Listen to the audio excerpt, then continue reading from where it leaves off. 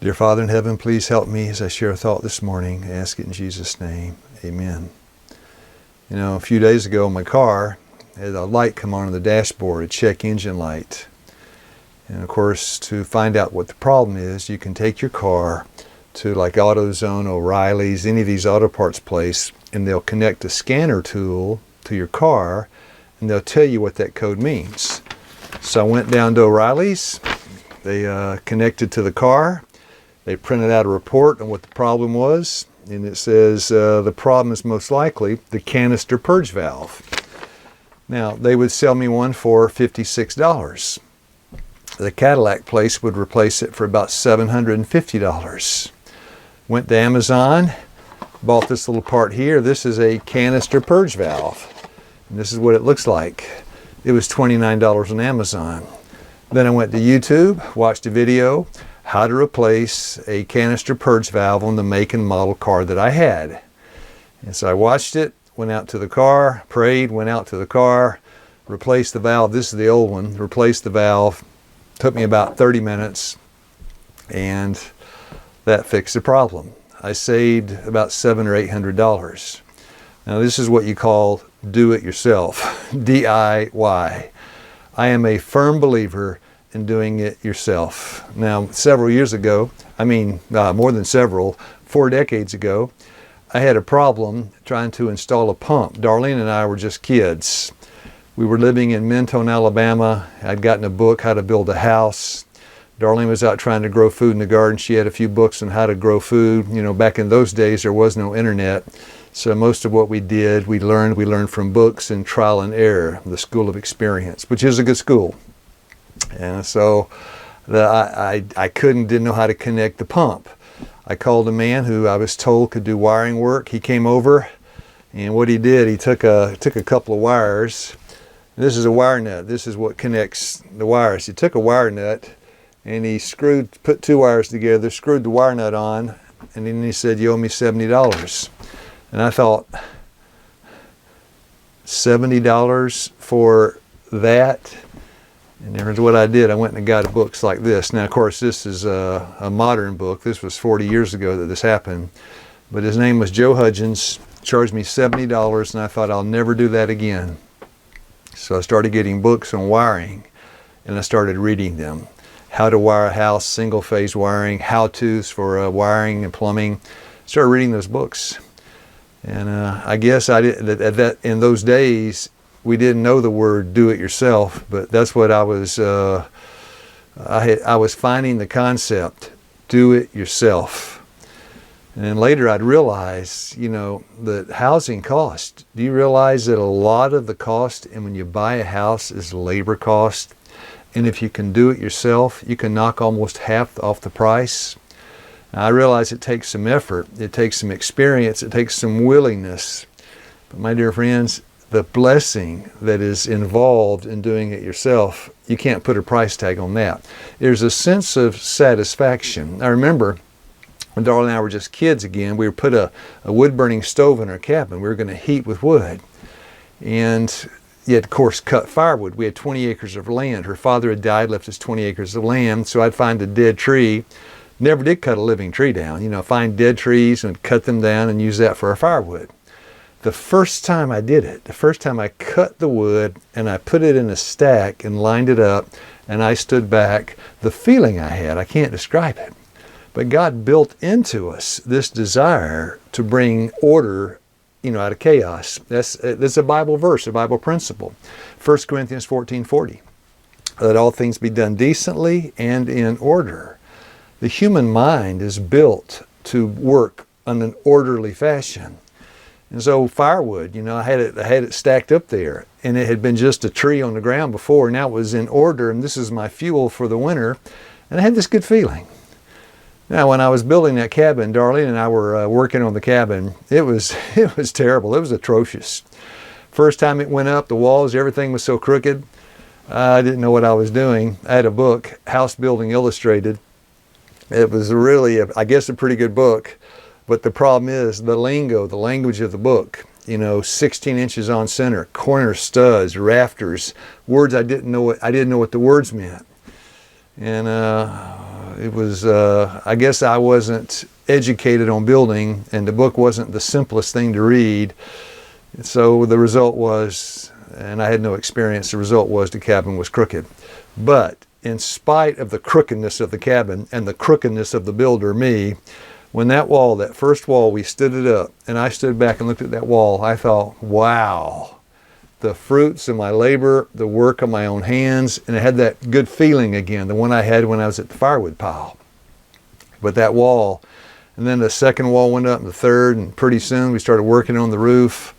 The roof had a slant on it like this. You know, you take your life into your own hands going up trying to put the metal on the roof. I tied myself on so I didn't fall off. Back in those days, I didn't understand anything about roofing and building and framing, but you know, it was a lot of fun. I had an experience. I didn't want to miss out on these kind of experiences. The same was happening up in the garden too. You know, Darlene was planting the seeds, and of course we know we didn't do so well the first year, but we did get some food, and Darlene learned a whole lot, and so we started to have garden. And when we sat down to eat food that we had grown with our own hands, well, it always tasted better.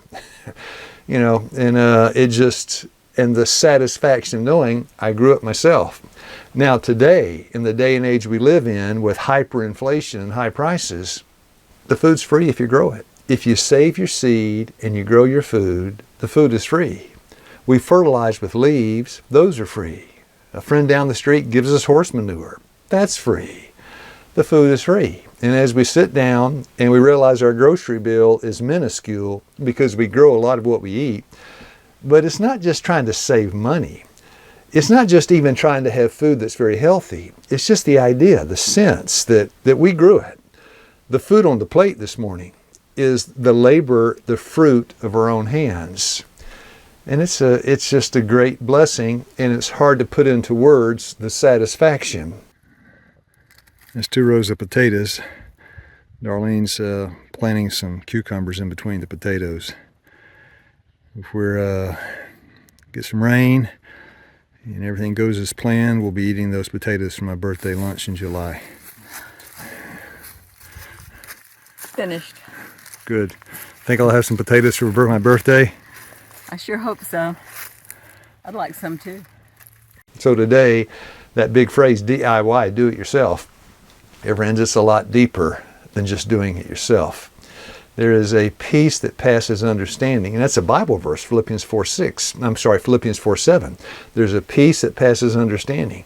There's a lot of peace to be gained out in the garden. Yeah, Darlene's planting the corn. You can do a lot of things with corn.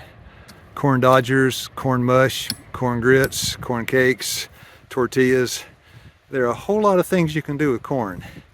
It's a starchy food that'll stick to your bones. We're growing, what colors are we growing, Darlene? Red, white, blue, and orange. Red, white, blue, and orange? Uh-huh. That's like a flag, but you got orange added in. Which one tastes the best? I don't know. Is it sweet corn that you can sit there and just, or is it what you call fill corn? This is fill corn to grind. Fill corn, that means we got to dry it on the ear, take it inside, shell it, and run it through the grinder, right? That's right. Hand grinder. We're going to do it by hand. This is how we get our chest and back exercise in the winter. Get hold of the grinder gets hold of us. We come away with some anaerobic exercise and some corn dodgers.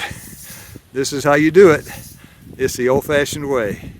Now, in my retirement, I was in institutional health ministry for 30 years. And I retired about 3 years ago, and now I'm doing little jobs for other people. Here's a picture of an office I was rebuilding, and it was in rough shape.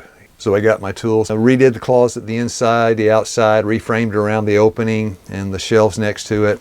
And when it was done and I could stand back, you know, I'm not any kind of finished carpenter. But as I stand back and I thought, you know, that's the Lord help me. It looks okay.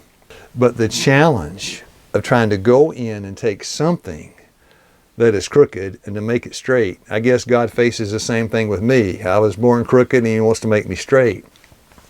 There's another neighbor down the street that had bought a little, like a mobile office. She asked me if I would build a foundation underneath. And as I looked at it, I thought, I'm not sure how. but again, a challenge. Our minds need these kind of challenges because the work is practical. Practical work requires practical thinking. Practical, by definition, means you take something and put it into practice. The life we live is practical. Theory and practice, well, in theory and practice are the same thing, but in practice, they are not. You can study in a classroom how to cut down a tree. You can study for years, but when you go to actually cut the tree down, or you read cookbooks in the classroom, then you go to actually cook, the practical part of life is not learned in a book, it's learned on the job. And I think God built us that way. God put Adam and Eve in the garden. Jesus was a carpenter. You see in the Bible, David was a shepherd, practical men doing practical things, really living. Psalms 34 verse 8, taste and see the Lord's good. Have an experience. So I was getting one. A neighbor, I was trying to build, beams underneath this mobile office, and I couldn't get under there. The thing was so low to the ground. I got a car jack to jack it up and put the beams in, but when I finished, it could stand back.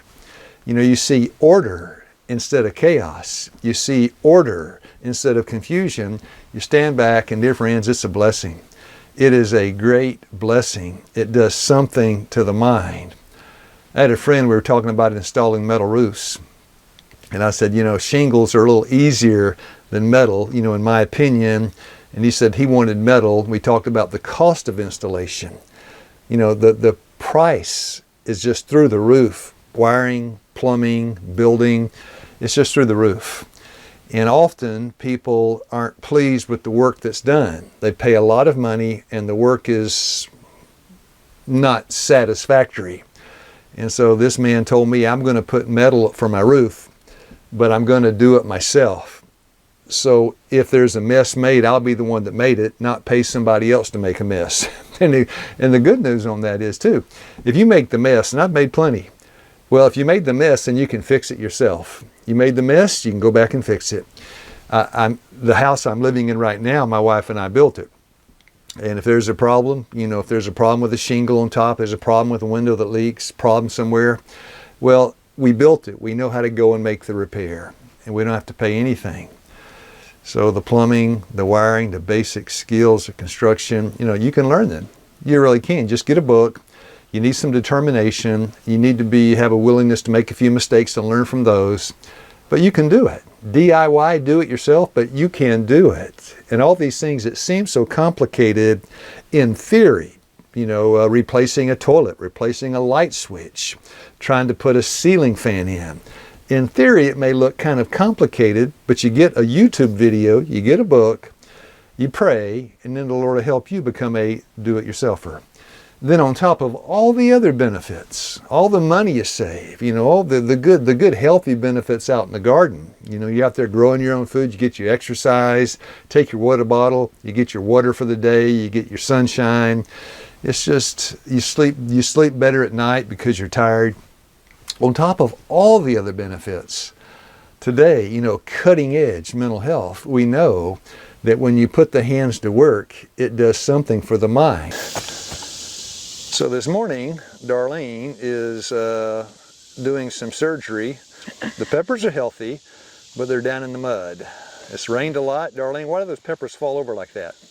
Well, with all the wind and rain and storms that we've had, these are tall peppers. It just knocks them right over. And what kind of peppers are those? These are Marconi sweet peppers. They're not a bell. They're a longer pepper. They're delicious. They're very sweet. They're a red pepper. How long before we can have a few of those for lunch? Well, I don't know. They're a little slower too. Okay. So we're having some of the smaller peppers for lunch, but not these yet. Yeah.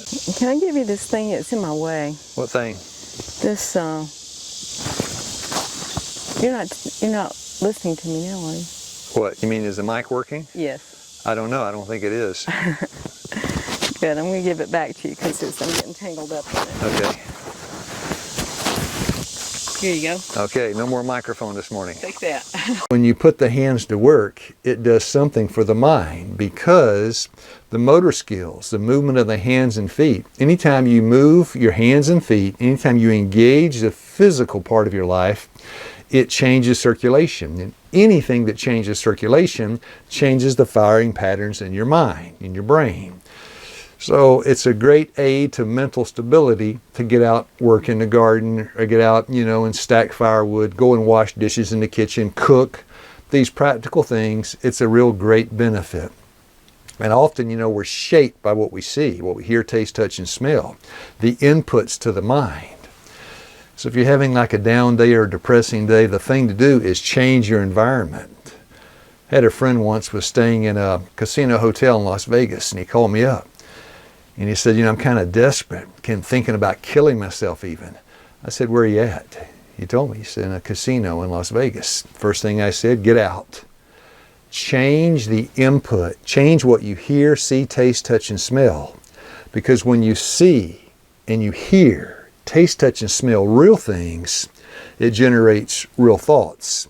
But when you're in an artificial place, artificial, shallow environment, then you become an artificial and shallow thinker. That's another great blessing of being in the country. And when you get into the country, you build your own house, you grow your own food, you're on God's plan A for mental stability and a peace in your home and in your heart. My dear friends, I found it. God has given me a life that is satisfying. He's given me a home. He's given me a marriage. He's given me my health. And to be honest with you, I don't have any desire to live on Billionaires Row there in Manhattan. I'm told, I've never been in those places, but I'm told there are billionaires living in these high-rise apartments in Manhattan.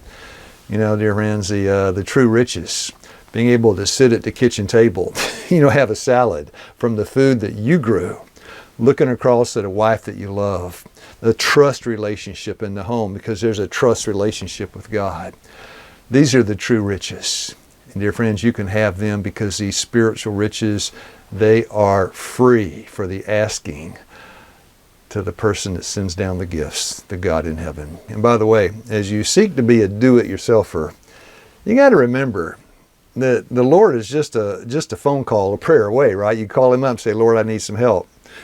And just one more blessing I want to share. I was in Abbeville, Georgia, a few weeks ago, wiring a house for a lady. And it was the ceiling was very high, like 14-foot ceilings. And I was going to put recessed lights in the ceilings. And this is the ceiling that I've been working on. It's really tall. It's a tall building. And I didn't know how I was going to do it. And I didn't have a ladder that worked. There was an 8-foot ladder. One of the legs was a little broken. And I didn't know what to do. So I saved that part for last because the house was built on a concrete slab. If you fall off the ladder, it's not going to be pleasant. So I thought, how am I going to do that? So I was just thinking, well, I could get to the very top of the ladder, which is not safe to stand on the top. You're not supposed to stand up there. I could hang on to the rafter with one hand, try to do the lights. And as I was getting ready, I prayed, I said, Lord, please help me not to fall off that ladder. And as I finished and got ready to install the lights, this truck drove up. Now, this lady's house was out in the boondocks. It was in the middle of nowhere. I hadn't seen anybody out there in a week, except the owner. And this truck drove up. And this truck, as it drove up, I looked out to see who it was, and there was like a 12-foot ladder sticking out of the back. And that man came in, he said, I was just wanting to see the wiring work you're doing. I said, yeah, well, here it is. I said, where'd you get that ladder from? I said, what are you going to do with that ladder? He looked at me. He said, why, you need to borrow it? And I said, yes, sir, I do. And he let me borrow that ladder. He said, when do you need it? I said, just this afternoon. I'm done with it in the morning. He said, I'll let you borrow it. I'll come back, pick it up tomorrow. And he left, and I put that ladder up, and I thought,